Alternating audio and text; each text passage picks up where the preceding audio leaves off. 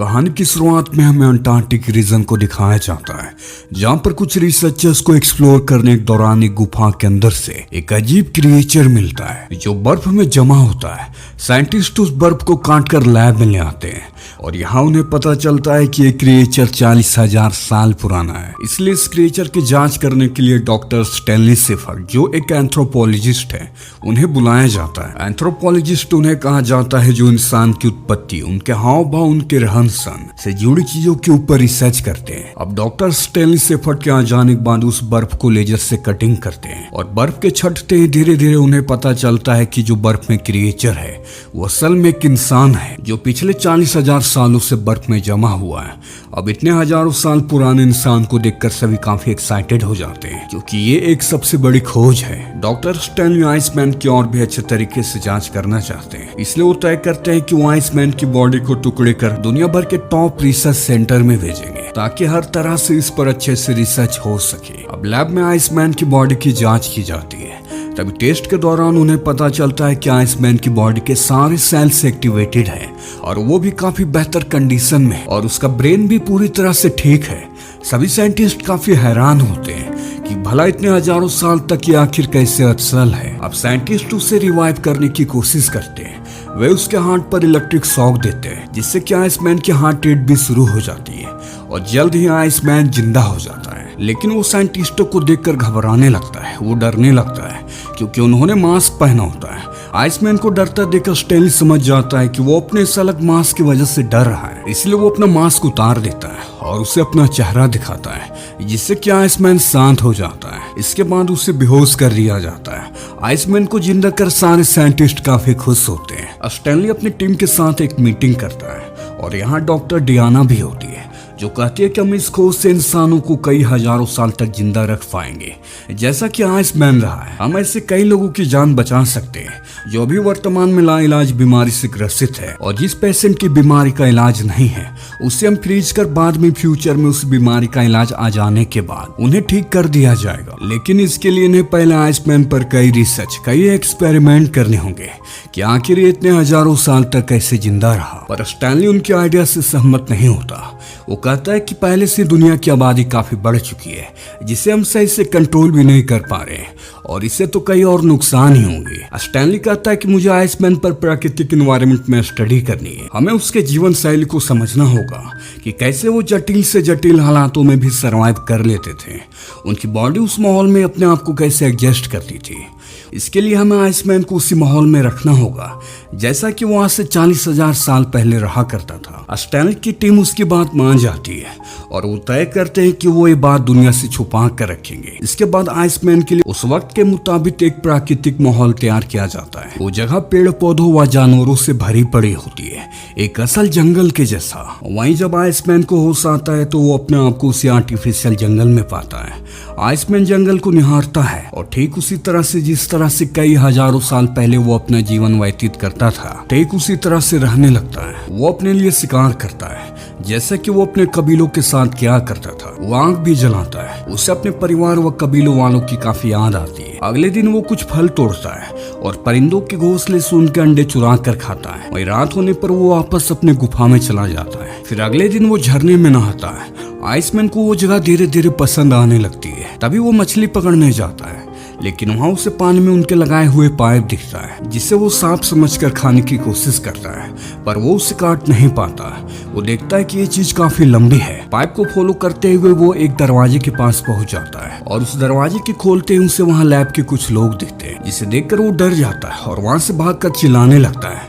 Lab के लोग भी उसे देखकर डर जाते हैं। आइसमैन को शांत करने के लिए ट्रैंकुलाइजर से शूट कर उसे बेहोश कर दिया जाता है। इसके बाद उस पर एक्सपेरिमेंट करने के लिए लैब ऑपरेटिंग रूम में ले जाया जाता है। तभी स्टैनली उनसे कहता है कि हमें याद रखना चाहिए कि ये एक इंसान है, ना कि कोई जानवर। हमें इस पर इस तरह से एक्सपेरिमेंट करना नहीं चाहिए। वो हम में से एक है और आप लोगों ने तो मुझे आइसमैन को स्टडी करने के लिए 2 हफ्तों का वक्त दिया था जो अभी पूरा नहीं हुआ है। इसलिए उसे स्टैनली की वजह से एक बार फिर उसके ही जंगल में छोड़ दिया जाता है। स्टैनली आइसमैन को और भी अच्छे से समझने के लिए खुद उसके पास उसके आर्टिफिशियल जंगल में जाता है, जहाँ आइसमैन उसे देखकर उस पर हमला कर देता है। तभी वो देखता है कि उसकी शक्ल उसके एक साथी के जैसे मिलती है और वो बिल्कुल उसके ही जैसा है, इसलिए वो उसे छोड़ देता है। इसके बाद स्टैनली आइसमैन से बात करने की कोशिश करता है, पर आइसमैन को स्टैनली की बात समझ नहीं आती और ना ही स्टैनली को आइसमैन की। लेकिन किसी तरह इशारों से दोनों एक दूसरे को समझ लेते हैं कि दोनों एक दूसरे से क्या कहना चाह रहे हैं। आइसमैन की भाषा को समझने के लिए एक लैंग्वेज एक्सपर्ट को बुलाया जाता है, पर इसका कोई भी फायदा नहीं होता क्योंकि आइसमैन कई हजारों साल पहले का है। वो सिर्फ उसके इशारों पर कहे शब्दों से उसे समझने की कोशिश करते हैं कि वो क्या कहना चाह रहा है। वहीं स्टैनली और आइसमैन दोनों एक दूसरे को काफी अच्छे तरीके से समझने लगते हैं। आइसमैन अपने नए दोस्त के साथ काफी खुश होता है। एक रात स्टैनली लकड़ी की ताल बनाकर एक गाना गाता है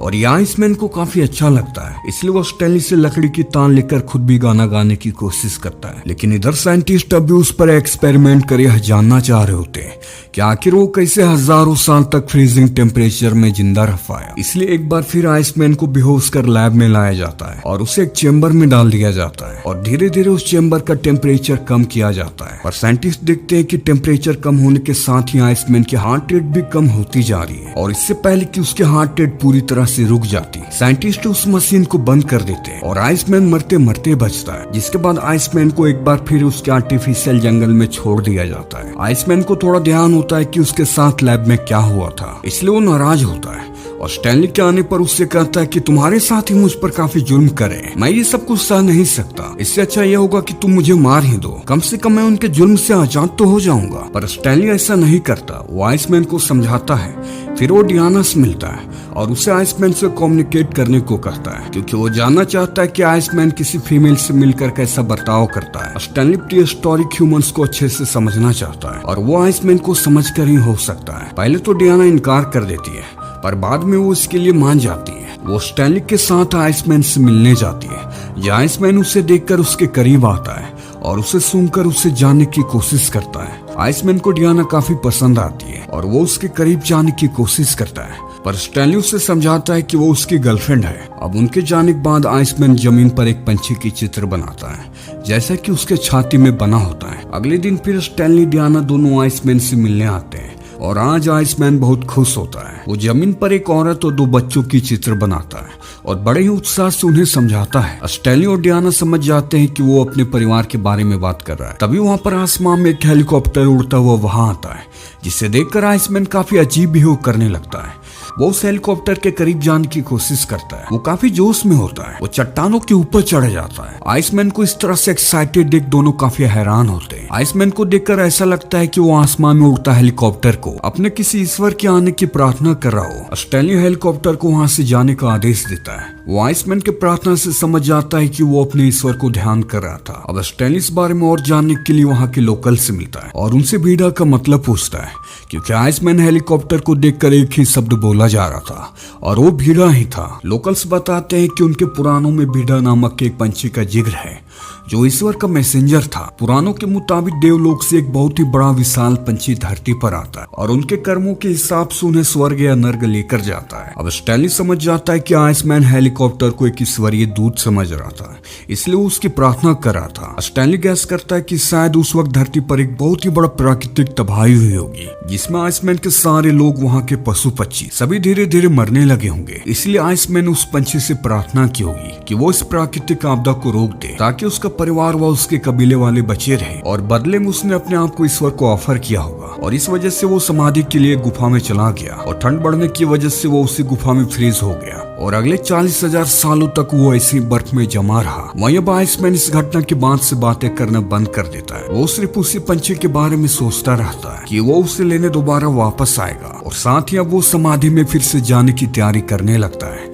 वो अपने शरीर पर कई तरह का चिन्ह बनाता है और अपने उस ईश्वर के लिए चढ़ाव भी तैयार करता है। साइंटिस्ट उसकी मदद करना चाहते हैं पर उन्हें समझ नहीं आता है कि वो उसकी मदद कैसे करे। एक दिन स्टैनली उससे मिलकर वहाँ से जाता है तो वो छुप कर देखता है कि स्टैनली यहाँ से बाहर कैसे निकलता है और ठीक स्टैनली के जाते ही वो उसी तरह से जिस तरह से स्टैनली बाहर जाता है वो भी बाहर आ जाता है और वहाँ का आधुनिक उपकरण देखकर वह डर जाता है। वहाँ लैब में उसे पिंजरे में बंद कुछ जानवर दिखते हैं। वो लैब से बाहर निकलने का रास्ता ढूंढ रहा होता है, तभी वो आईने में अपनी ही शक्ल देखकर डर जाता है और वो उस आईने को तोड़ देता है। वो इन सब चीजों से काफी घबराया हुआ होता है, वहाँ की सारी चीजें उसे काफी डरा रही होती है। वो इतना डरा होता है कि जब उसके सामने एक साइंटिस्ट आता है तो तो वो उसे तुरंत खतरा समझकर अपने भाले से मार देता है और वहां से भागता हुआ वो किसी तरह से लैब से बाहर आ ही जाता है। बाहर आने पर उसे चारों तरफ बर्फ दिखती है, जिससे वो काफी ज्यादा खुश हो जाता है। वो बर्फ को छूता है, तभी वहाँ पर वही हेलीकॉप्टर आ जाता है, जिसे देखकर आइसमैन भागता हुआ हेलीकॉप्टर के पास जाता है, लेकिन हेलीकॉप्टर से टकराकर वो बेहोश हो जाता है, जिसके बाद उसे वापस लैब में लाया जाता है।